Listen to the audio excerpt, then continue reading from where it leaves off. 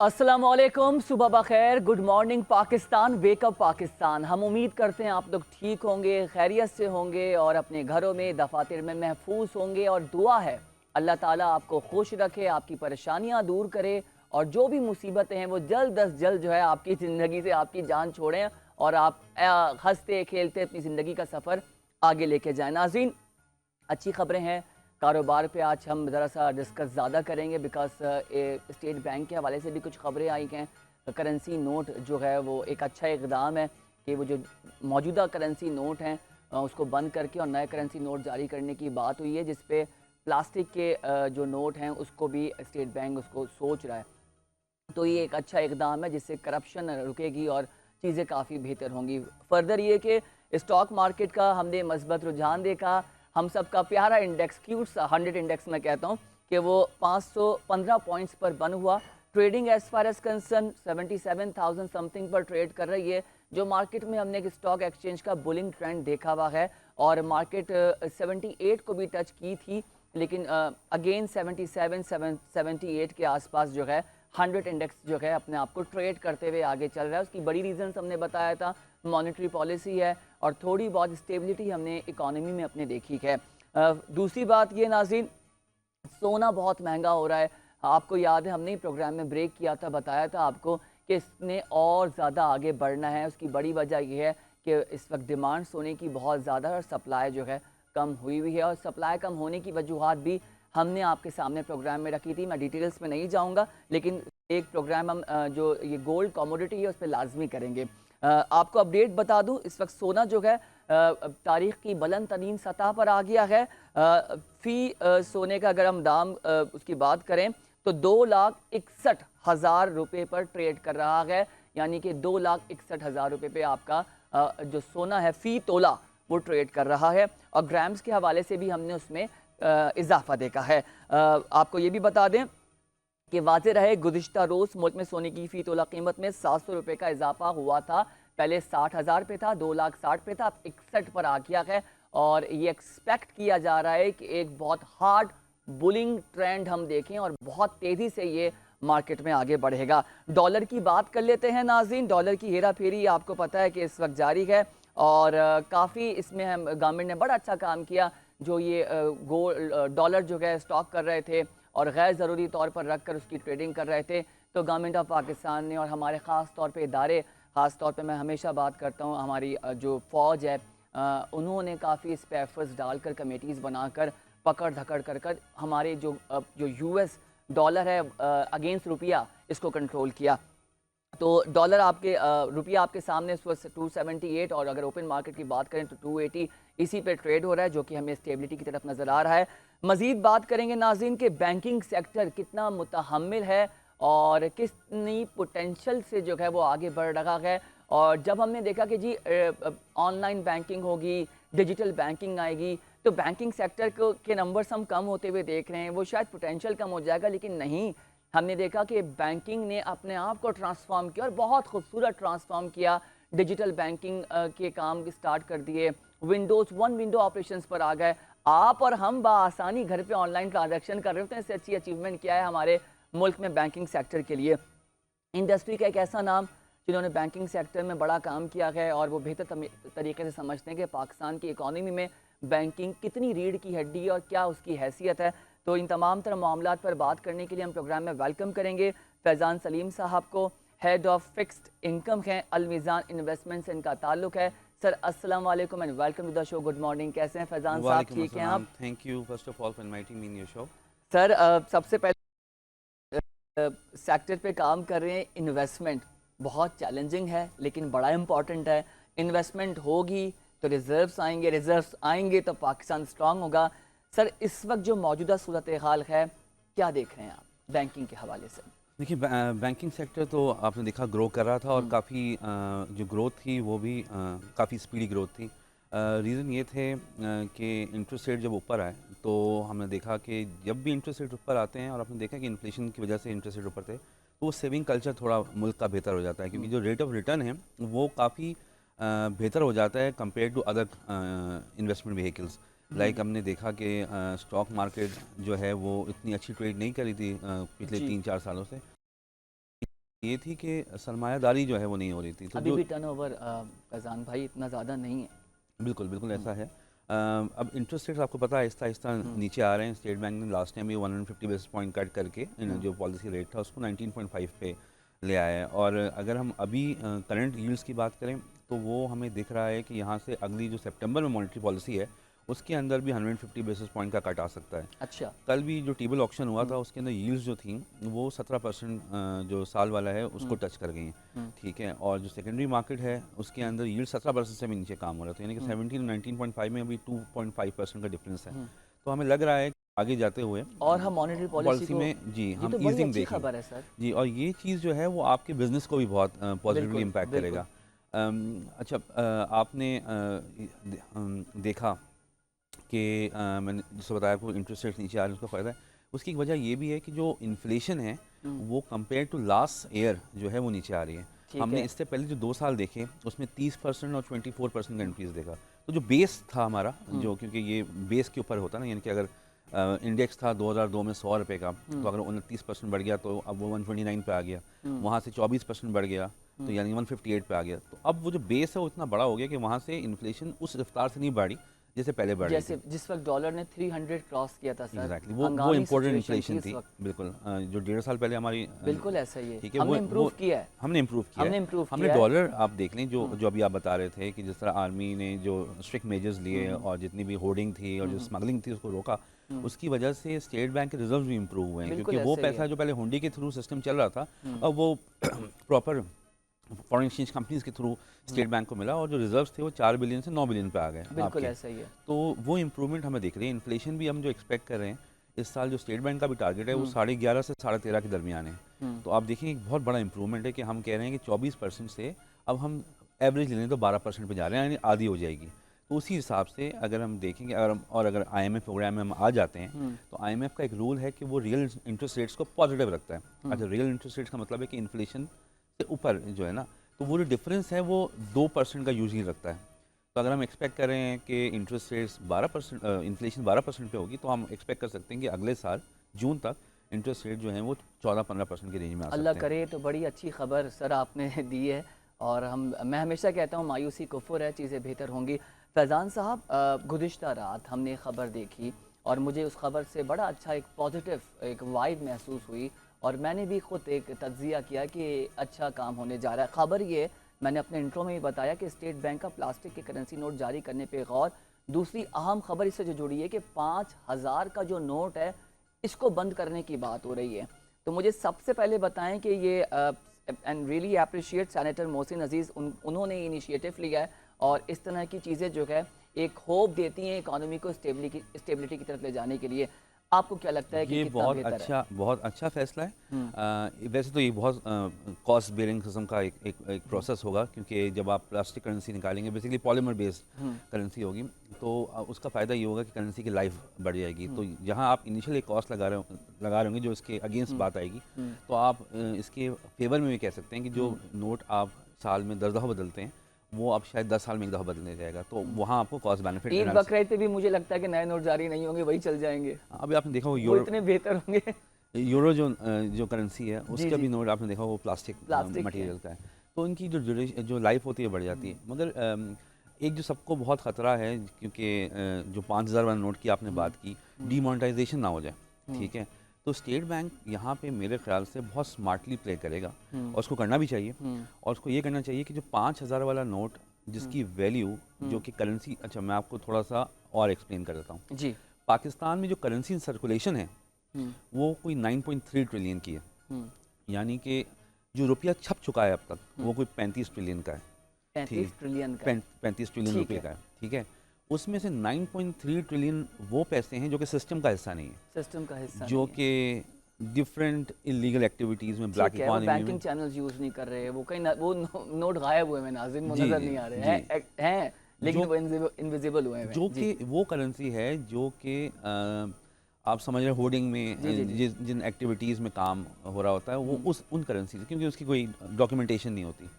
तो अगर हम उस 5,000 की बात करें तो जो 5,000 है वो उस 9 ट्रिलियन 5 ट्रिलियन है, यानी कि हम कह सकते हैं कि मेजर अमाउंट जो है वो 5 ट्रिलियन का 5,000 का नोट है। तो जब ये पैसा सिस्टम में आ जाएगा, और सिस्टम में किस तरह आएगा कि स्टेट बैंक ये कह दे कि जिसको करेंसी एक्सचेंज करानी है वो थ्रू बैंक अकाउंट करवा ले। यानी कि आप पैसे लेके आए, मेरे पास 5,000 रुपये, मैं आपको पास नई करेंसी 5,000 की आपके अकाउंट में ट्रांसफ़र कर देता हूँ। अगर इस तरह है तो ये डॉक्यूमेंटेशन जो है ना सर ये वो हो बहुत जाएगी। अच्छा है। जनरल इलेक्शन 2024 से पहले भी बड़ी खबर आई थी कि नए करेंसी नोट जारी होंगे, लेकिन उस वक्त एक अफरा तफरी थी मुल्क में, और स्टेट बैंक और गवर्नमेंट दूसरे इदारे इस वक्त फेयर इलेक्शन कराने में लगे हुए थे कि जी आगे बात करेंगे। लेकिन ये अब खबर आई है और ये अच्छी खबर है। और आपने जिस तरह से कहा, यही इदारों में भी बात हो रही है कि वो और साफ उन्होंने चीज़ कि 5,000 का नोट जो है लोग तकियों के नीचे और तहखानों में, हमने स्कैंडल्स भी देखे, मुख्तलिफ चैनल्स पे चले। और सर कुछ ऐसे हमारे इंडस्ट्री के, सर्विस इंडस्ट्री के लोग हैं, मैं किसी सेक्टर का नाम नहीं लूँगा, लेकिन आप समझ सकते हैं कि वो रोज़ाना उनकी डीलिंग होती है 5 लाख 10 लाख कैश में, चाहे कोई भी सेक्टर हो। मैं किसी सेक्टर की बात नहीं कर रहा, वरना फिर बात पकड़ी जाएगी कि भाई इन्होंने ये बात कर दी। तो ये जो हम जैकेट्स पहनते हैं इसमें 4 पॉकेट्स होते हैं, तो 5 लाख इधर आ गए, 5 इधर आ गए, 5 इधर आ गए, 20 लाख आप लेके घूम रहे हैं, और आपने ना तो उसको बैंक में डाला है, और आपने जो हमारा रुपया है उसको चैनलाइज नहीं किया। इससे हमें गवर्नमेंट को नुकसान हुआ और हमारी इकॉनमी को नुकसान हुआ। सर मुझे ये बताएं कि चैलेंज इसमें क्या आएगा? चैलेंज ये आएगा कि सबसे पहले आपको कहा जाएगा कि जी मोदी साहब ने भी जो है वो इस तरह के काम किए थे डीमोनेटाइजेशन वाले, जबकि स्टेट बैंक ने क्लियरली कह दिया है कि ये डीमोनेटाइजेशन नहीं है, ये just change of currency notes हैं। तो ये आ सकता है कि जी ये आप बहुत जल्दी करना चाह रहे हैं, क्योंकि जो टारगेट दिया है उन्होंने खाली 1 साल का ही दिया है कि वो 1 साल के अंदर अंदर इसको कन्वर्ट कर देंगे। तो इस तरह के चैलेंजेस आएंगे आपके पास अच्छा कि इसकी फैज़ान कॉस्ट साहब, बहुत ज़्यादा है। आप जिस तरह इन्वेस्टमेंट्स का विंडो देखते हैं, इन्वेस्टमेंट पे आप बात करते हैं, बॉन्ड्स भी आए, और बॉन्ड्स पे भी लोगों ने बड़ा शुरू में इन्वेस्टमेंट की, फिर उसको स्टेट बैंक ने बंद करने की बात की और कहा कि जी लोग ब्लैक मनी को अपना करने के लिए बॉन्ड्स करते हैं, फिर कुछ लोगों के नाम आते हैं, कुछ के नहीं आते। तो बॉन्ड के हिसाब से आप क्या देखते हैं कि ये? अच्छा, पहले तो मैं आपको क्लियर करूँ कि मैं जो हूँ वो शरिया कंप्लाइंट इन्वेस्टमेंट्स देखता हूँ, तो मेरे हिसाब से तो बॉन्ड्स वैसे ही जो हैं वो हलाल इन्वेस्टमेंट में नहीं आते हैं। अच्छा, as far as concern the Islamic banking, very nice sir. ठीक है। अच्छा अच्छा, ठीक है। बॉन्ड्स जो है ना वो गवर्नमेंट के लिए बहुत ही परफेक्ट इंस्ट्रूमेंट होता है। ऐसा क्यों होता है? क्योंकि वो बहुत सारे लोगों को जमा करता है इस लालच में कि किसी एक का प्राइस निकलेगा। ठीक है। मैंने कुछ साल पहले एक एनालिसिस किए थे और उसमें मैंने जो कॉस्ट ऑफ फंडिंग निकाली थी स्टेट बैंक की, या मिनिस्ट्री ऑफ फाइनेंस की, सॉरी, तो वो जो फंडिंग की कॉस्ट है वो सिर्फ 5% है। अब आप अंदाज़ा लगाएं कि इंटरेस्ट रेट्स इस वक्त 19.5 पे हैं। ठीक है। और जो स्टेट बैंक ने मैं एक टर्म आपको बताता हूँ आपके नाजरीन के लिए, कि एक मिनिमम डिपॉजिट रेट होता है जो कन्वेंशनल बैंक्स के ऊपर लागू होता है। उसका अच्छा। मतलब ये है कि अगर आपका पॉलिसी रेट 19.5 है तो उसके ऊपर एक फ्लोर है और एक कैपिंग है। ठीक कैपिंग है, एंड यानी कि फ्लोर, बाजार ठीक के है। बीच में रहेगी। ठीक है, ठीक सही है। है। तो जो फ्लोर उसमें है, काइबोर शामिल है, मैं काइबोर? आपको काइबोर का ही बताता हूँ। इन दोनों के बीच में, यानी कि अगर पॉलिसी रेट 19.5 पे सेट कर दिया है, तो जो डिस्काउंटिंग विंडो है, जब बैंकों के पास पैसे नहीं होते वो जाके डिस्काउंटिंग कराते हैं स्टेट बैंक से, वो 20.5 पे। और जब बैंकों के पास ज़्यादा पैसे होते हैं तो वो जाके पैसा स्टेट बैंक के पास रखवा देते हैं, वो 18.5 के ऊपर है। तो जो मिनिमम डिपॉजिट रेट है वो फ्लोर से 50 पैसे नीचे है, यानी कि 18% का रिटर्न एक कमर्शियल बैंक ने अपने डिपॉजिटर को देना ही देना है। ठीक है। तो ये इसलिए करता है ताकि एक सेविंग कल्चर जो है सेविंग वो कल्चर। इकोनॉमी में चलता रहे। अच्छा फैजान साहब, डिजिटल बॉन्ड की भी बात हो रही है, उसको कैसे एग्जीक्यूट करेंगे? ये डिजिटल करेंसी के ऊपर स्टेट बैंक ने काफ़ी प्रोग्रेस स्टार्ट किया है, और इस पे लग ये रहा है कि स्टेट बैंक की कोशिशें हैं, और back and fourth state bank ने काफ़ी इस पे सेमिनार्स भी किए इंटरनेशनल फाइनेंस के साथ, उसमें मैं भी शामिल था। तो मैंने देखा है कि जो स्टेट बैंक का जो प्रोसेस है वो काफ़ी क्विक है, और इसकी तरफ हम बहुत जल्द हम देखेंगे कोई डेवलपमेंट होगी और एक डिजिटल करेंसी पाकिस्तान में आएगी। जो डिजिटल करेंसी का मसला है वो आपको पता है, वो यही है कि वो रेगुलेटेड नहीं है। रेगुलेटेड ठीक है। नहीं है। और और यही चैलेंज हमें जो हमारे जो यूथ ख़ास तौर पे जो आजकल ऑनलाइन ट्रेडिंग वगैरह कर रहे हैं, उसमें भी हमें एक डिसएडवांटेज ये है कि वो चैनलाइज नहीं हो रही है। अच्छा फैज़ान साहब, एक अहम सवाल है, स्टेट बैंक की बातें सुन के, ख़बर सुन के खुशी तो हो रही है, लेकिन मुझे एकदम से झटका भी लगा कि हम खुद मुख्तार तो नहीं है, IMF प्रोग्राम में इनरोल्ड हैं। तो हम इस तरह की पॉलिसीज़ बनाने से पहले IMF, तो आपको लगता है कि IMF ये इस तरह की चीज़ों को अप्रिशिएट करेगा और हमारी मुल्क में ट्रांसपेरेंसी, ख़ास तौर पे ये जो रुपये की इसमें स्मगलिंग है और होल्डिंग जो लोग करके रखते हैं, इस वाले इक़दाम में स्टेट बैंक इस पॉलिसी को सराहेगा? देखिए पाकिस्तान जो है वो काफ़ी दफ़ा IMF प्रोग्राम का हिस्सा रहा है और पाकिस्तान जैसी इकॉनमी में मेरा जो व्यू है वो शायद दूसरों से डिफरेंट हो, मगर पाकिस्तान जैसी इकॉनमी में IMF इज़ वेरी इंपॉर्टेंट, क्योंकि IMF वो डंडा है जो आपको ट्रैक पे रखता है। ठीक है, तो IMF के होते हुए चीज़ें काफ़ी बेहतर हो जाती हैं। हमने देखा कि अभी बांग्लादेश में करेंसी किस तरह उन्होंने हम एग्जांपल ले लेते हैं टर्की की। टर्की ने एक टाइम तक अपनी करेंसी को मैनेज किया, पाकिस्तान ने भी ये किया था एक दौर में। ठीक है, उसके बाद जब वो बबल जो जो करेंसी की एडजस्टमेंट होती है उसके बाद इन्फ्लेशन भी होती है, सब होता है। अब टर्की का हाल देख लें आप कि पिछले कई सालों से वहाँ इन्फ्लेशन 70% है। ठीक है, वहाँ का इंटरेस्ट रेट 50% है। तो हम इजिप्ट, जब पाकिस्तान मुश्किल दौर से गुजर रहा था तो इजिप्ट भी था। इजिप्ट में हमने हाल देखा कि वो उनकी चीज़ें काफ़ी ख़राब हुई, मगर पाकिस्तान किस तरह बचा रहा, क्योंकि पाकिस्तान ने चीज़ें इंप्लीमेंट करना स्टार्ट कर दी। उसकी वजह से इन्फ्लेशन बहुत बढ़ गया। आपकी बिजली के पैसे 51% बढ़ गए, गैस के पैसे 100% बढ़ गए। ठीक है, सब्सिडीज़ ख़त्म हो गई, मगर हमने इकोनॉमी को गिरने से बचा लिया। बिल्कुल सही ठीक कह है, रहे तो IMF will always encourage you to start document your system. मैं आपसे करेंसी सर्कुलेशन की बात की थी। करेंसी सर्कुलेशन पाकिस्तान में पूरी दुनिया में सबसे ज़्यादा है, ये 25% बनती है, जो कि किसी भी हेल्दी इकोनॉमी के लिए अच्छी नहीं है। तो इस पैसे को जब हम डॉक्यूमेंट कर देंगे तो हर चीज़ बेहतर हो जाएगी। अच्छा, अब हम टैक्स की बात करें, अगर पाकिस्तान का tax to GDP is less than 10%, और हमने बहुत कोशिश की इमरान खान के दौर में भी, नवाज शरीफ के दौर में भी, कि किसी तरह ये नंबर इम्प्रूव हो जाए, और हमने देखा है कि नंबर इम्प्रूव नहीं होता। फैज़ान साहब, मुझे याद है, मैं किसी गवर्नमेंट की बात नहीं करूँगा, लेकिन जब नवाज शरीफ वज़ीर आज़म थे और स्टार्ट के उनके 2 साल बहुत खूबसूरत गुजरे। हमारा जो डॉलर था वो भी बहुत स्टेबल था, और मुझे अच्छी तरीके से याद है कि जब नवाज शरीफ निगरां वज़ीर आज़म की कुर्सी देने से पहले उठे तो 108 पे डॉलर था, और पेट्रोल हमारा 100 से अंदर था। और फिर पीपल्स पार्टी की गवर्नमेंट आई तो पेट्रोल ने हमारे सेंचुरी क्रॉस की। तो वो जो 2016-17 वाला टाइम था ना, आई बिलीव पाकिस्तान का सबसे खूबसूरत टाइम वही था। उसमें भी ना कॉन्फ्लिक्ट आता है बातों में। डॉलर स्टेबल होता है जब जब आपके पास डॉलर का इन्फ्लो कंटिन्यूसली रहे। ठीक है, अगर आप डॉलर को आर्टिफिशियली मैनेज करेंगे, मैंने आपसे जिस तरह कहा है, तो डॉलर अपनी मार्केट वैल्यू पे आई जाएगा। जितना आप उसको पुश करेंगे वो उतनी स्पीड से जाएगा। बिल्कुल सही कह जब रहे वो स्पीड से जाता है तो फिर वो देखता नहीं है कि कितना नुकसान हो रहा है, फिर वो नुकसान देता हुआ जाता है। तो ये चीज़ देखें ना कि आप इम्पोर्टेड इन्फ्लेशन पाकिस्तान में कितनी बढ़ गई। ठीक है, अगर हम बात करें कि जो इन्फ्लेशन की मैंने आपसे बात की, आपकी जो रियल इनकम है वो रिड्यूस हो गई। किस तरह? यानी कि पाकिस्तान में पिछले 2 सालों का, बल्कि अगर हम कहें कि इस साल भी पिछले 2 साल लगा लें, एक साल 29% बढ़ी, एक साल 24% बढ़ी, तो आप अपना और दूसरों का ज़रा अपनी जो सैलरी पे स्लिप से मुकाबला कर लें कि क्या वो 30% बढ़ी है। ये भी है। तो आपकी बेसिकली इन्फ्लेशन की वजह से रियल इनकम तो कम हो गई, रियल इनकम, यानी एग्जैक्टली। कि ठीक है। उसके बाद आपको फर्दर झटका कब लगा कि जब कॉस्ट ऑफ लिविंग बढ़ गई, जब IMF ने कहा कि सब्सिडीज खत्म करो और प्राइसेस पास ऑन करो, तो बिजली के पैसे भी बढ़े और गैस के पैसे भी अब बढ़े। चीखें निकल रही हैं।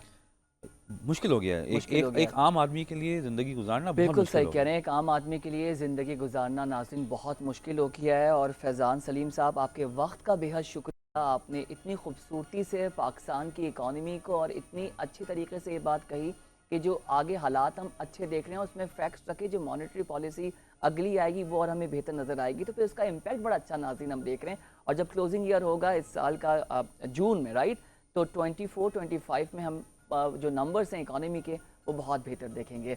वेल नाज़रीन, एक ब्रेक लेंगे, ब्रेक से जब वापस आएंगे तो मज़ीद इश्यूज़ पर बात करेंगे। Stay with us.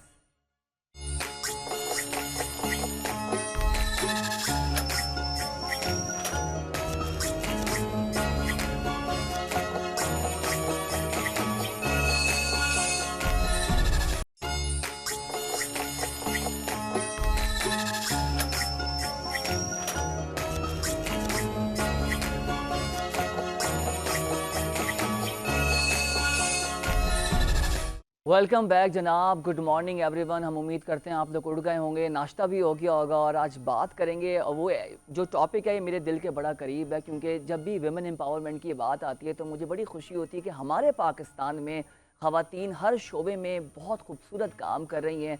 और अब हम ये कह नहीं सकते कि भाई ख़वातीन किसी से पीछे हैं, चाहे एजुकेशन का सेक्टर हो, कॉर्पोरेट सेक्टर हो, हर तबके में आपको पाकिस्तान की ख़वातीन बहुत बेहतर, बहुत इंटेलिजेंट तरीके से काम करते हुए नज़र आ रही हैं। एक ऐसा ही नाम इंडस्ट्री में है और बहुत अच्छे तरीके से वो ट्रेनिंग दे रही हैं।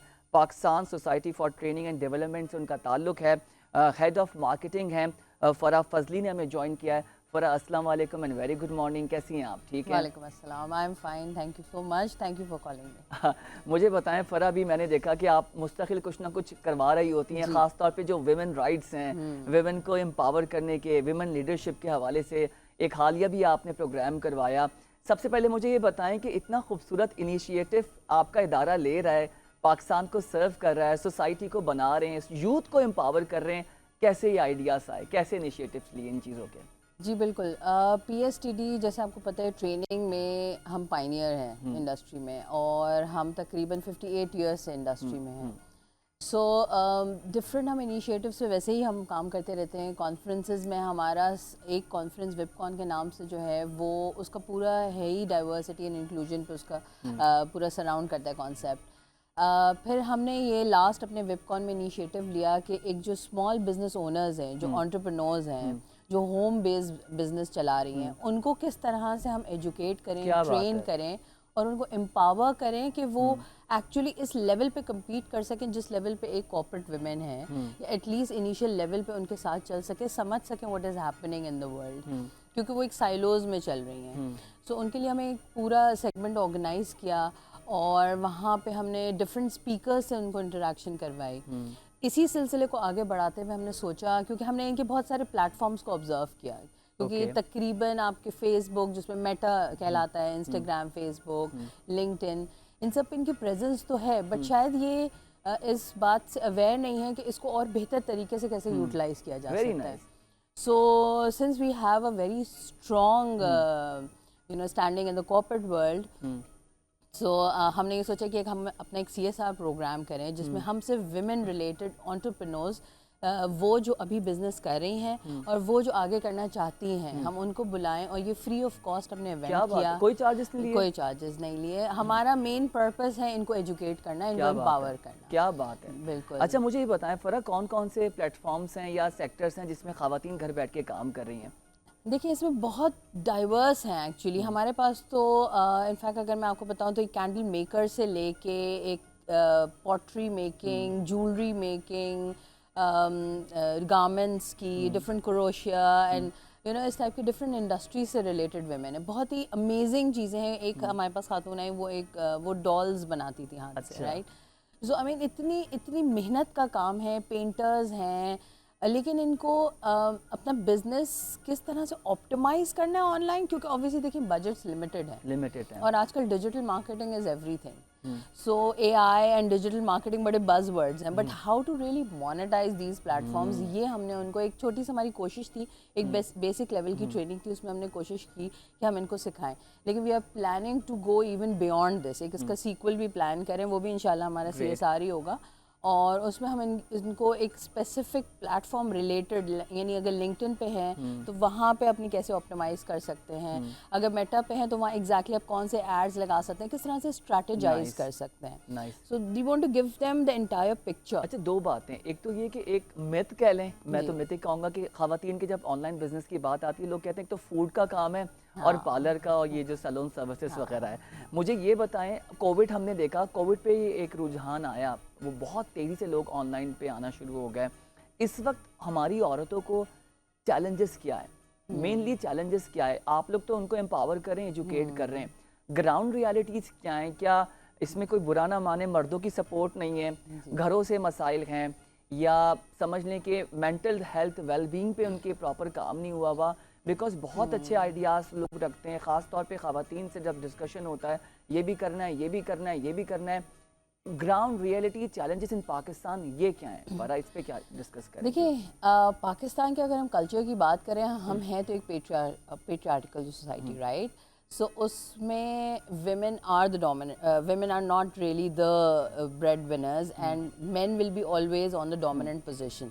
So एक कहने में तो क्या कहना चाहिए, इस्लामिक रिपब्लिक ऑफ पाकिस्तान में तो इक्वल राइट्स ही हैं women के, बट जहाँ बात आती है घर संभालने की एंड ऑल, वहाँ ultimately women will come in action. ये तो है, इसमें कोई दो राय नहीं है। उसमें चाहे आप कॉर्पोरेट में कितने ही कोई लीडरशिप पोजीशन पे हो, या आप इक्वलेंट टू मेन काम कर रहे हो, but when it comes to the household वो करना औरत नहीं है, रिस्पॉन्सिबिलिटीज वो औरत को करना। नाज़रीन, मैं हमेशा ये बात, मैं मर्द जी, होके बात करूंगा, जी। अगर हस्बैंड वाइफ दोनों वर्किंग हैं Yes. और औरत की जिम्मेदारी इसलिए भी ज़्यादा है, भाई पाकिस्तानी सोसाइटी है ना, खाना उसने ही आके बनाना है, हालांकि थका हुआ मर्द भी आएगा, औरत भी आएगी। अच्छा, औरत के फिर घर के आपको सुलाने के बाद वो अपने बच्चों का नाश्ता, सुबह स्कूल, अब स्कूल खुल गया, उनकी तैयारी है, आपके उठने से पहले, बच्चों के उठने से पहले उनको उठना पड़ता है, बिल्कुल। उनका ब्रेकफास्ट, आपके शौहर का, वो मजाक में लोग कहते हैं बड़ा बच्चा तो वही है जी, और बिल्कुल, बिल्कुल। उसको ब्रेकफास्ट देना होता है, फिर वो खुद उन्होंने किया नहीं किया, फिर वो भी काम पे निकल गए, जिस तरह से हम काम पे आते हैं। तो इसमें आप क्या समझती हैं? मैं हमेशा एक बात करता हूँ, एक मर्द की हैसियत से, लड़के की हैसियत से, कि जी हमने अपनी घर की औरतों को काम के हवाले से बड़ा सपोर्ट करने की ज़रूरत है और रियलाइज़ करना है कि भाई आप मर्द अगर काम कर रहा है तो यहाँ बड़ा ताना मिल जाता है, हमारे यहाँ के जी जोरू का गुलाम हो गया है, अभी औरतों वाले काम कर रहा है। हालांकि इस्लाम बड़ा खूबसूरत और बड़ा प्यारा मज़हब है, बड़ी खूबसूरत हदीसें हैं और हमारे पास बड़े रेफरेंसेस मिलते हैं, तो ये इस पे काम क्यों नहीं हो रहा? ये हमें, मुझे ऐसा लगता है मर्दों को भी थोड़ा बहुत एजुकेट, अब सारे मर्द मेरे इख्तलाफात शुरू कर देंगे मेरी इस बात से, थोड़ा सा उनको भी एजुकेट करने की ज़रूरत है, आप समझती हैं? बिल्कुल बिल्कुल, देखिए हमें विमेन एम्पावरमेंट का मतलब समझने की भी ज़रूरत है कि इसका मतलब होता क्या है, कि एक औरत को उसकी सेल्फ वर्थ समझना, कि मेरे पास मेरी सेल्फ वर्थ क्या है, मैं क्या हूँ, मेरे लिए क्या चॉइसेस हैं, मेरे लिए रिसोर्सेज अवेलेबल हैं।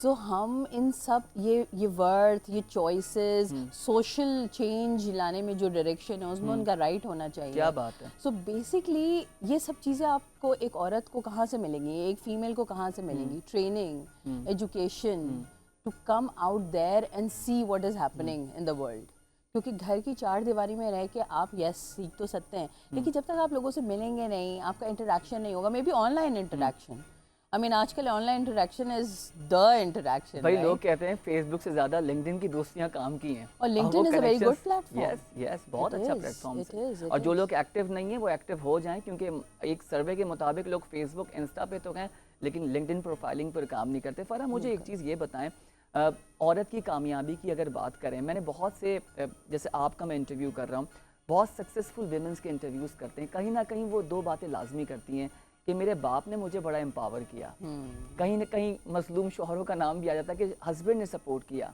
कहीं ना कहीं मुझे मेरे भाई ने काबिल किया कि मैं घर से निकलूं और काम करूं। आई नो योर स्टोरी कि फरा को इतना स्ट्रॉन्ग और इस तरह से काम करना, इन हसास सब्जेक्ट्स पर बात करना, ये आसान काम नहीं है। तो who is your success story?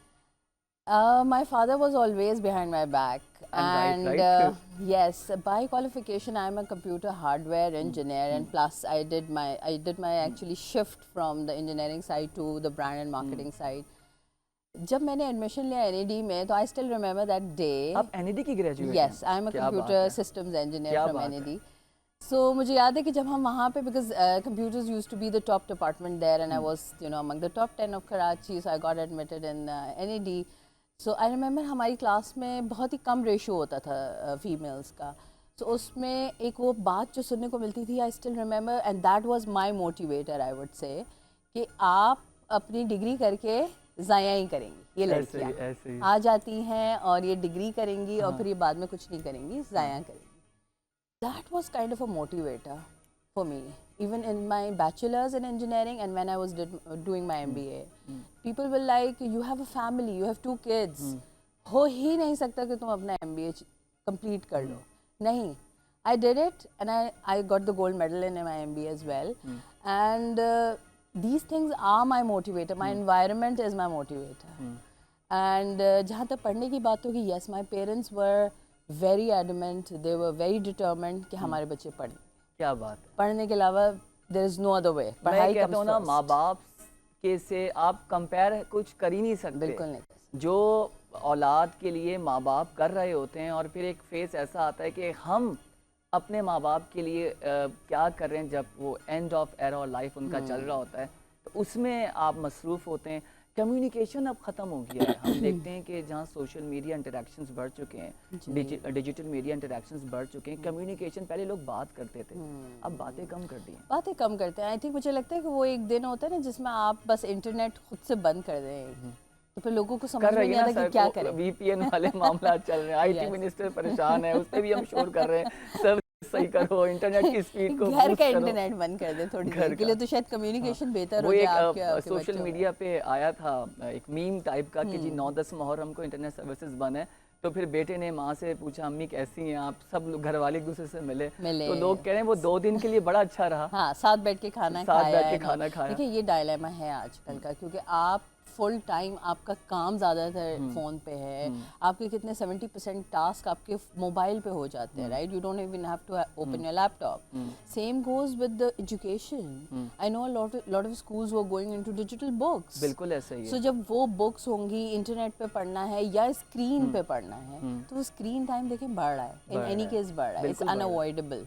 वो आप तो नहीं उतनी avoid ही कर आपकी फिजिकल अब इंटरेक्शन कॉर्पोरेट इवेंट्स हम लोग की मीटिंग्स अब जूम पे होने लगी हैं। हाँ, अब कम्यूट से बच गए, लेकिन स्क्रीनिंग टाइम आपका बढ़ गया है। 24 घंटे ईमेल्स का आप देख रहे होते हैं। अच्छा फरा, मुझे ये बताइए कि ख़वातीन हमारी आने वाले वक्तों में किन शोबों में ज़्यादा अपने आप को मनवा सकती हैं? आपने स्टार्टअप्स की बात की, एंटरप्रेन्योरशिप की बात की, ये तो मामला चल ही रहा है। As far as concern we are talking about the sectors wise देखें तो हमें हर सेक्टर्स में नज़र आ रहा है। आप इस सब्जेक्ट पे बहुत डेप्थ में काम कर रही हैं। आपको क्या लगता है आने वाले 5 या 10 सालों में या 3 सालों में ख़वातीन पाकिस्तान से इस पर्टिकुलर एरिया से बहुत निकल कर आके और बहुत अच्छा काम करेंगी? देखिए एरियाज तो मैं as a person I never limited the areas. I think कोई एरिया ऐसा है ही नहीं जिसमें वुमेन काम नहीं कर सकती। जैसे कि मैंने अपनी आपको एग्जांपल दी कि I did my engineering in computer information systems, so उसमें I was more towards the network side, जिसमें लोग कहते हैं कि जी वो राउटर्स स्विचेस उसमें आपको ऐसे काम करना पड़ता है, आपको नेटवर्क सेटअप करना पड़ता है, लेकिन I know a lot of people who are doing it now, बिल्कुल सही कह रहे हैं। राइट? तो मेरे ख्याल से कोई भी ऐसा शोबा नहीं है जिसमें औरतें काम नहीं कर सकती। बहुत प्यारी बात। मुझे एक बिल्कुल चीज़ आई, मैं रखूँगा इस प्रोग्राम इस टॉपिक में लाजमी। मैं 10 साल पहले 12 साल पहले, मैं एक बड़े टाइम की बात कर रहा हूँ, मैं एक बैंक में गया एटीएम यूज़ करने के लिए। उसकी जो ब्रांच मैनेजर थी खातून थी, तो मैंने गार्ड से बोला एटीएम में कैश नहीं है। उन्होंने बोली 1 घंटे बाद वो टेक्नीशियन आएगा, वो सही करेगा। तो वो खातून बाहर निकल के आ रही थी, मैंने बोला क्या मसला हो गया? मैंने कहा मैम ये एटीएम नहीं चल रहा है, मैं आगे किसी और बैंक से करा दूँगा। नहीं प्लीज़ मुझे सिर्फ 2 मिनट दें। आप यकीन जाने वो नीचे बैठी हैं, उन्होंने अपना दुपट्टा सही से बांधा है, वो टूल्स बॉक्स मंगाकर उसको खोला है, and I was shocked and surprise. उन्होंने 2-3-4 मिनट में उसको फिक्स किया, and she said to me कि आप इसको 2 मिनट बाद यूज़ कर लीजिएगा, ये ऑपरेशन के स्टार्ट हो जाएंगे। एंड मुझे देखें आज तक याद है। और वो खातून उस वक्त किसी एक बैंक की ब्रांच मैनेजर थी, फिर उनसे मेरा बाद में कॉन्टैक्ट हुआ। Now she is in state bank of Pakistan. Oh wow, तो ये आप देखें, ये it's a mindset barrier, exactly and it's a culture barrier कि Exactly. आप ये नहीं कर सकते या आप ये कर सकते या आप खाली टीचिंग कर सकते हैं। टीचिंग को हमने एक ऐसा ले लिया कि जो सिर्फ औरतों का एरिया है, हाँ। कि जो कुछ नहीं कर सकता वो टीचिंग teaching करे। करे। No, teaching is a very big responsibility, बहुत ज़्यादा। You can not go into teaching just because you can't do anything else. कि आपने एरिया मुख्तस कर दिया कि नहीं। टीचिंग कर दें या दूसरे जो औरतों के काम में फूड सेक्टर वाले हैं। लेकिन अब माशाल्लाह देखिए खुशी होती है हमारे मुल्क में, और फ्रीडम की बात होती है। कल बड़ी अच्छी स्पीच हमारे आर्मी चीफ ने दी और बहुत अच्छी बात की कि उन ममालिक से पूछें जहाँ पर औरतों को आज़ादी नहीं है। ठीक है, हमें इकोनॉमी चैलेंजेस का सामना है। अभी हमने बैंकिंग पे भी बात की, तो लग रहा है कि मामला बेहतर होंगे, लेकिन पाकिस्तान में औरतों को हम राइट्स दे रहे हैं, फ्रीडम दे रहे हैं। बिल्कुल। और पाकिस्तान में आपकी percentage what 49% of women are there in Pakistan, and you have to empower them, they are integral part of the economy. You see, अब आपको उनको बिजनेस में लाना है। अब women are everywhere, even in corporates, जिसमें हम काफ़ी बहस करते हैं कि सी सूट लेवल पे कितनी वुमेन है, और जितनी हैं वो वहाँ क्यों नहीं है, या क्या male champions are not supporting them, और if they are why can't we see them so often. अच्छा फरा, मुझे एक चीज़ बताएं, आखिरी सवाल आपसे करूँगा, फिर उस पर आपसे उसके बाद इजाज़त लूँगा। इंक्लूजन पर मुझे बताएं कि हमने बैंक भी बनाया, वीमेन बैंक की हमने बात की, और उसके अलावा हमने अभी ये रूट सर्विसेज पिंक सर्विस निकाल दी। तो ये तफरीक बेहतर है या हम जर्नल रखें? इस पे मुझे आपकी एक राय चाहिए इंक्लूजन पॉइंट ऑफ व्यू से। देखिए इंक्लूजन कहीं ऐसा भी होता है कि आपको एक सर्टेन परसेंटेज पे एक डंडा देना पड़ता है कि this percentage has to be there of the females in the corporate environment.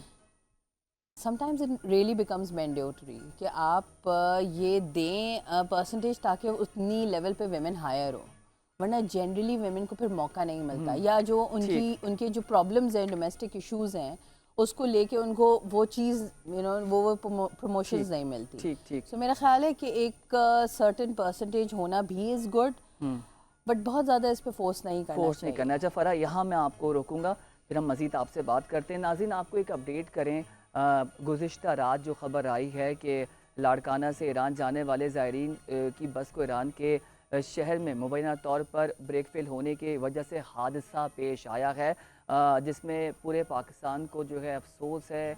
और ये जिस तरह से हादसात बढ़ रहे हैं, जानी नुकसान हो रहा है, इसमें बहुत ज़्यादा अफसोस है कि हमारे भाई बहन, उनका नुकसान हो रहा है और लोगों की ज़िंदगी इस तरह से ख़त्म हो रही है। 35 से ज़्यादा लोग शहीद हो गए हैं। इसी पर बात करेंगे। हमें ज्वाइन किया है इमरान मंगत साहब ने। इमरान साहब, अस्सलाम वालेकुम एंड वेरी गुड मॉर्निंग। कैसे हैं आप? ठीक हैं? वालेकुम सलाम जी, अल्लाह का शुक्र है, मैं ठीक हूँ। आप सुनाए, आप कैसे हैं? आप ठीक हैं? अल्हम्दुलिल्लाह। इमरान साहब, हमारे नाज़रीन और हमें अपडेट कीजिए, वाक़या कैसे पेश आया और इस वक्त गवर्नमेंट ऑफ पाकिस्तान की तरफ से क्या कम्युनिकेशन हुई है ईरान पे? जी, मैं आपको थोड़ा सा इसका अभी जो मौजूदा सूरत हाल है पहले उसके बारे में थोड़ा सा अपडेट कर देता हूँ कि आज दूसरा दिन है इस वाक़े को पेश आए हुए को। तो खैरपुर के इस जो टोटल लोग थे वहाँ पे 52 थे। खैरपुर में इसके 10 अफराद सवार थे इस वाक़े में, जहाँ में से एक जो है उनकी तस्दीक हुई है, जिनके डेथ हो गई है। और उसमें जो 3 है ज़ख्मी हैं, जिनके घर वर्षा ने भी इस चीज़ की तस्दीक की है, और बाकी अभी तक ताहाल लापता हैं। मुतज़ाद खबरें इनके बारे में, कभी ये आता है कि वो शहीद हो गए हैं, कभी है कि अभी ज़ख्मी है। मतलब जो हमारी वर्षा से बात हुई है इस बारे में, तो वो भी यही कह रहे हैं कि हमें जो प्रॉपर एक गवर्नमेंट की तरफ से मिलनी चाहिए इन्फॉर्मेशन, वो हमें तक इन्फॉर्मेशन नहीं मिल रही। जो सोशल मीडियाज़ हैं वहीं से हमें मिल रही है, या जो इनके साथ सलार गए थे सैयद अतर हुसैन शमसी है, वो हमें जो कुछ चीज़ें बता रहे हैं कि ज़ख्मी हैं, अभी उनके साथ रब्ता नहीं हो रहा। तो ये तो चीज़ें थी जो मौजूदा सूरत है। थोड़ा सा मैं आपको ये भी बताता चलूँ कि ये जो बस थी लाड़काना से हुई, और इसमें 3-4 अजला के अफराद सवार थे। और बेसिकली यहाँ पे 2 बसें यहाँ से निकली थी, जो काफिला था 2 बसों का निकला था। सलार थे सैयद अतर हुसैन शमसी, उनकी सरबराही में। तो ये बॉर्डर पे पहुंचा, वहां से जब बॉर्डर पे रमजान बॉर्डर पे पहुंचा, वहां पे इस बस को जाने दिया गया। जो दूसरी बस है जिसमें दूसरे ज़ायरीन भी शामिल थे, जो सवार सलार है, उन्होंने बताया कि वहां पे उनको रोक लिया गया किसी टेक्निकल पासपोर्ट के इश्यूज पे। तो उनको रोक लिया गया कि आप रुक जाएं, तो ये बस आगे चली। कोई कुछ मुसाफिर तय की, तो यजदान शहर है ईरान का, वहां पे जाके इसके ब्रेक फेल होने से हादसा इस बस को पेश आया, जिसमें बताया जा रहा है 52 के करीब लोग थे, जिनमें से तमाम के तमाम जख्मी तो हुए हैं। जो फुटेज आ रही है उनमें भी देखा जा सकता है कि जो बस है बेकाबू हो गई। तो जो उससे जैसे ब्रेक फेल हुए उस वक्त अच्छा इमरान, सवाल ये है, सरकारी सतह पर कोई फहरिस्त जारी की गई है कि कितने लोग थे, उनका नाम क्या है और उनका ताल्लुक पाकिस्तान के किन सूबों से? अगर सिंध की बात करें तो सूबा सिंध से उनका ताल्लुक किस डिस्ट्रिक्ट से है, किस शहर से है? ये डिटेल सरकारी सतह पर शाया हुई हैं अब तक या नहीं? जी बिल्कुल नहीं, अभी तक जितने में हमारी वर्षा से बात हुई है उनके मतलब ये अभी तक सरकारी सतह पर किसी तरह के भी ना तो हमारे साथ किसी ने कोई रब्ता किया है, और ना ही जो है इसमें कोई हमें कोई कॉल की गई है कि आपके ये है। ना ही हमारे साथ कोई लिस्ट शेयर की गई है कि वहाँ से एक लिस्ट 23 जो अफराद हैं उनके शहीद होने की, वो भी ईरानी मीडिया के सोशल मीडिया पे जो है वो गर्दिश कर रही है, या वर्षा के पास है। बाकी सरकारी सतह पर अभी तक वर्षा का यही वो परेशान हाल है कि हमारे लिए कोई डेस्क भी कायम नहीं किया गया था, कि जो ऐसा डेस्क हो जहाँ से हमें मालूमात मिल सके कि हमारे जो प्यारे हैं वो मतलब जख्मी हैं या शहीद हैं, कहाँ हैं, किस हाल में हैं। तो उनको अभी तक इस तरह की कोई मालूमात नहीं मिली।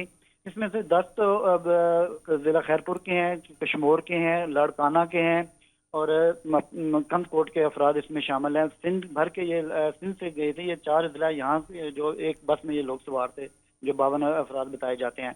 बाकी जो वर्षा को अभी तक किसी तरह का जो सरकारी सतह पर बताया जाता है वो सरकारी सतह पर उन्हें नहीं बताया गया। और उन्होंने कल हमारी बातचीत भी वर्षा से, उनका भी यही मुतालबा था कि हमें जो सरकारी सतह पर इन्फॉर्म किया जाए कि जो हमारे प्यारे हैं वो किस हाल में हैं। अच्छा, मुझे तो ये भी अपडेट करें, नाज़रीन जानना चाहते हैं, हम भी जानना चाहते हैं इमरान, कि जो मैयतें हैं, जो डेड बॉडीज़ हैं, वो पाकिस्तान मुंतकिल कैसे होंगी? सवाल एक। दूसरा सवाल ये है, जो वहाँ पर शदीद ज़ख्मी हैं, उनकी जो तिब्बी इमदाद है, जहाँ पर उनको इमदाद दी जा रही है, वो हस्पताल कौन सा है और तमाम तर सहूलियात मुयस्सर हैं? क्योंकि ईरान के कुछ रिसोर्स के प्रॉब्लम हैं, तो इस हवाले से कोई तफसीलात सामने आ रही हैं आपके पास? जी बिल्कुल, इस हवाले से हमने कल वर्षा से बात की, तो उन्होंने यही बताया कि हमें अभी तक बिल्कुल भी किसी किस्म की कोई भी इस बारे में अपडेट नहीं हुई। चला रहा है कि मैयत कब हमारी जो एक ही हमारे पास तो जो कंफर्मेशन है जो वर्षा की तरफ से तस्दीक की है कि एक ही वफात हुई है। जो एक लिस्ट भी शेयर की गई है उसमें भी यही है कि एक एजाज अली मंगनहार हैं, वो मतलब उनकी डेथ हुई है। बाकी तो अभी तक इस तरह का किसी किस्म की कोई भी मालूमात अपडेट नहीं मिली कि ठीक। जिसके बेस पे कहा जा सके कि अभी तक डेड बॉडीज को शिफ्ट किया जा रहा है, नहीं किया जा रहा। तो सरकारी सतह पर अभी तक इस तरह का कोई ऐलान नहीं हुआ। और जहाँ तक आप हॉस्पिटल की बात कर रहे हैं तो शरिया हाल हॉस्पिटल बताया जा रहा है ईरान में, वहाँ के उन पे जो इलाज है, इलाज मुआवजा किया जा रहा है। जो जख्मी है एक दो जो जख्मी है उनकी उन्होंने अपने वीडियो बयान में उन्होंने बताया कि हमारा इलाज जारी है और अच्छे तरीके से इलाज सही। किया जा रहा है। यानी जो लोग एक उर्सा की तरफ से हमें ये अपडेट्स मिल रही हैं कि उनका प्रॉपर इलाज किया जा रहा है। बहुत शुक्रिया इमरान, तमाम तर तफसीलात आप हमें आगाह कर रहे थे उससे। नाज़रीन, अफसोसनाक वाक़या है, अभी हमारा दिल कारसाज वाक़े से जो है वो निकल नहीं पाया है। ऊपर से एक और वाक़या हुआ है ईरान में, हमारे भाई बहन उनका जानी नुकसान हुआ है, शहीद हुए हैं। और जो ज़ख्मी हो गए, हमारी दुआ है कि अल्लाह ताला उनकी जल्द अज जल्द सेहतयाबी करके उनको हमारे वतन पाकिस्तान रवाना करें। और ये देखें नाज़रीन, ज़िंदगी का कुछ पता नहीं है, इस तरह के वाक़यात हमें कुछ नहीं पता कब हो जाएं। और अपडेट्स बस यही आ रही हैं कि ब्रेक फेल होने से जो गाड़ी टकराई है, फुटेजेस भी आई हैं। तो इस वाक़े को अगर दूसरा रंग देना गैर मुनासिब होगा। और गवर्नमेंट ऑफ पाकिस्तान बहुत ज़िम्मेदारी से, मुझे यकीन है अपने इदारों पर, कि वो इस पर काम कर रहे हैं और प्रॉपर कम्युनिकेशन हो रही है। क्योंकि इस तरह के वाक़यात माजी में भी हमें होते हुए नज़र आए हैं और पाकिस्तान गवर्नमेंट ने और पाकिस्तान के इदारों ने इस पर बेहतर कम्युनिकेट किया है। दूसरी अहम बात यह कि ईरान हमारा पड़ोसी मुल्क भी है और ईरान के साथ हमारे बेहतर ताल्लुकात भी हैं और कारोबार के हवाले से भी हम ईरान के साथ बेहतर ताल्लुकात पे आगे जाते हैं। इस टॉपिक पे बस आपको यही कहेंगे कि इस पर जो भी तफसीलात आएंगी, अफसोसनाक ख़बर है, उससे आगाह करेंगे, अपने नाज़रीन को अपडेट करेंगे। फ़रा हमारे साथ मौजूद हैं, हम विमेन एम्पावरमेंट और लीडरशिप की बात कर रहे थे। मुझे बताएं फ़रा, इस वक्त क्या मैसेज होगा उन ख़वातीन को जो बच्चियां कुछ करना चाहती हैं? सबसे जो अफसोसनाक बात मुझे लगती है ना, लड़कियों को बोल देता है भाई तुम लोग बस रोटी गोल पकाओ, ग्रेजुएट करो, अब ससुराल जाओ। ये चीज़ ख़त्म करनी होगी। इस पे मैं चाहता हूँ कि आप बच्चियों को एम्पावर करें कि नहीं, आप अपने गोल्स, अपने टारगेट्स को अचीव करें। शादी इंपॉर्टेंट है, हम दोनों बैठ के शादियों के खिलाफ नहीं है, लेकिन करियर कुछ करना, अपने लिए करना, मुल्क के लिए करना, सोसाइटी के लिए करना, वो भी साथ साथ अहम है। बिल्कुल बिल्कुल। देखिए, रोटी गोल बनाना भी आनी चाहिए। वो इम्पोर्टेंट है। देखिए, स्किल है, स्किल है। I take everything as skill. Have acquire some skill. अगर आप मेन स्ट्रीम एजुकेशन में नहीं जा सकते, वैसे तो I always encourage mainstream education as well, कि आप ग्रेजुएशन भी करें, साथ साथ स्किल एक्वायर करें। स्किल का ज़माना है, सो ऑल अबाउट स्किल्स। अगर आपके पास स्किल्स हैं, आपको अपने ऊपर कॉन्फिडेंस है कि आप कुछ कर सकते हैं, तो आप कर जाएंगे। और देखिए, कोई भी बैरियर नहीं है, बैरियर आपका यहाँ होता है दिमाग में। That's it. अगर आप अपने आप को बता दें कि I can do it in front of the mirror, तो मेरा ख्याल है कोई भी आपको रोक नहीं सकता। फ़रा, अब यहाँ हमारे और आपके घरों में बड़ा आसान है, शहरों में, रिमोट एरियाज़ की मैं बात करूँ, मैं डिस्ट्रिक्ट्स की बात करूँ, बच्चियाँ बड़ी प्यारी हैं, वहाँ पर काम करना चाहती हैं, बड़ी टैलेंटेड हैं, उनमें बड़े स्किल्स हैं। वो जो आप शुरू में बात कर रही थी, वो जो आर्ट वगैरह की जो चीज़ें होती हैं, कपड़ों से बनाई जाती हैं, जो आर्ट का सारा काम होता है, डेकोरेशन पर्पस के हवाले से, इंटीरियर के हवाले से, वो बड़ा काम करें, उनको हमने कैसे एम्पावर करना है? बिल्कुल यही एग्जैक्टली। देखिए, अगर आपके पास हुनर है, आपके पास स्किल, आपको बनाना आता है, आप काम तो सारा कर रही हैं, मगर आपको ये नहीं पता कि आप लोगों को कैसे बताएं इसके बारे में, या आप इसको कैसे सेल करें, या ये ऑनलाइन कौन से प्लेटफॉर्म्स हैं, या मुझे एग्जैक्टली किसको अप्रोच करना चाहिए। थोड़ा सा अपने आप को ज़रा इस होल से हमें बाहर निकालना होगा और थोड़ा सा सोचना होगा कि अगर हम डिजिटल मार्केटिंग को ही देखें, देखिए इंटरनेट तो हर जगह है। अब हम अगर गाँव की भी बात करें, कहीं भी फ़ोन तो है, हाँ, टिकटॉक सारे होते हैं ज़बरदस्त तरीके से, ठीक है, फ़ोन तो है हमारे पास, तो हमारे पास प्लेटफॉर्म्स का एक्सेस भी है। तो इन प्लेटफॉर्म्स के एक्सेस पे हम बहुत ज़्यादा, मैं नहीं कह रही हूँ, मैं सिर्फ कह रही हूँ एक स्ट्रैटेजाइज करें थोड़ा क्या सा। बात है। यानी अगर आप 2000 2500 भी एक एड बूस्टिंग या इससे करेंगे तो आपको एक मजा आने लगेगा। बहुत खूबसूरत बात, थैंक यू सो मच फ़रा। ये इतना प्यारा टॉपिक है, प्रोग्राम का वक्त खत्म हो गया है, हम इस पे आधे और 1 घंटे आराम से बात कर सकते हैं, क्योंकि जो पैशन मैं आपसे देख रहा हूँ, जो आप हमारे यूथ को और बिलखुसूस हमारी जो ख़वातीन हैं उनको दे रहे हैं। नाज़रीन, आई होप कि आपको आज का प्रोग्राम पसंद आया होगा, आपका आज का दिन बहुत अच्छा गुजरे। आपसे कल मुलाकात होगी। अपने मुल्क का, अपने घर वालों का, अपने सराउंडिंग में लोगों का बहुत ख्याल रखें। मुझे और मेरी पूरी प्रोडक्शन टीम को दीजिए इजाज़त। अल्लाह हाफ़िज़। पाकिस्तान जिंदाबाद।